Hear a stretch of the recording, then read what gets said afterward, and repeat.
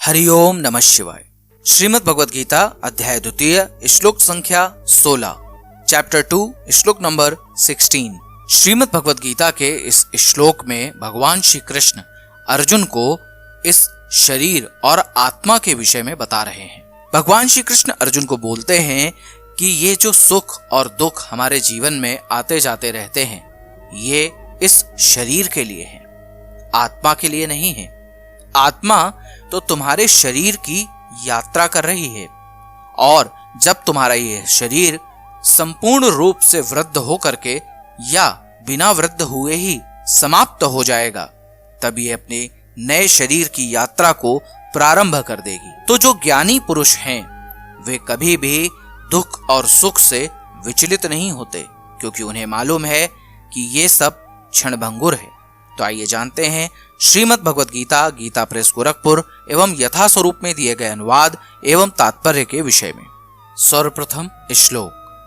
नासतो विद्यते भावो ना भावो विद्यते सतः उभयोरपि द्रष्टोन्नतस् त्वन्नयो इस्तत्त्वदर्शिभिः। श्रीमद् भगवद गीता, गीता प्रेस गोरखपुर में अध्याय द्वितीय श्लोक संख्या 16 का अनुवाद कुछ इस प्रकार से बताया गया है।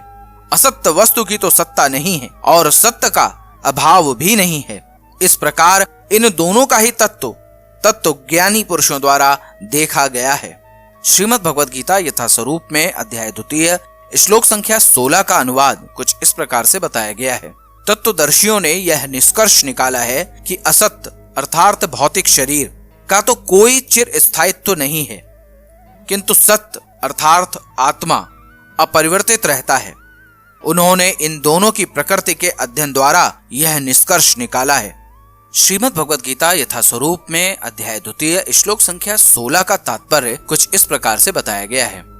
परिवर्तनशील शरीर का कोई स्थायित्व नहीं है। आधुनिक चिकित्सा विज्ञान ने भी यह स्वीकार किया है कि विभिन्न कोशिकाओं की क्रिया प्रतिक्रिया द्वारा शरीर प्रतिक्षण बदलता रहता है। इस तरह शरीर में वृद्धि तथा वृद्धावस्था आती रहती है, किंतु शरीर तथा मन में निरंतर परिवर्तन होने पर भी आत्मा स्थायी रहता है। यही पदार्थ तथा आत्मा का अंतर है।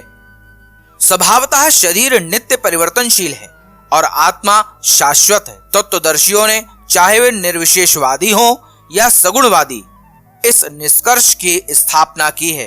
विष्णु पुराण में कहा गया है, ज्योतिषी विष्णु भुर्वनानि विष्णु, अर्थात विष्णु तथा उनके धाम स्वयं प्रकाश से प्रकाशित है। सत तथा असत शब्द आत्मा तथा भौतिक पदार्थ के ही घोतक हैं। सभी तत्वदर्शियों की यह स्थापना है।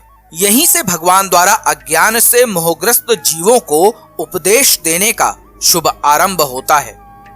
अज्ञान को हटाने के लिए आराधक और आराध्य के बीच पुनः शाश्वत संबंध स्थापित करना होता है, और फिर अंशरूप जीवों तथा श्री भगवान के अंतर को समझना होता है।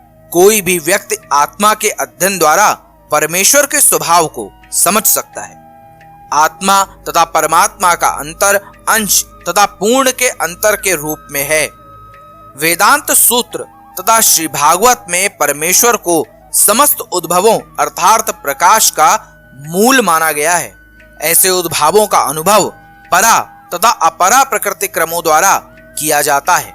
जीवों का संबंध परा प्रकृति से है, जैसा कि 7वें अध्याय से स्पष्ट होगा। यद्यपि शक्ति तथा शक्तिमान में कोई अंतर नहीं है, किंतु शक्तिमान को परम माना जाता है और शक्ति या प्रकृति को गौण। अतः सारे जीव उसी तरह परमेश्वर के सदैव अधीन रहते हैं, जिस तरह सेवक स्वामी के या शिष्य गुरु के अधीन रहता है। अज्ञान अवस्था में ऐसे स्पष्ट ज्ञान को समझ पाना असंभव है।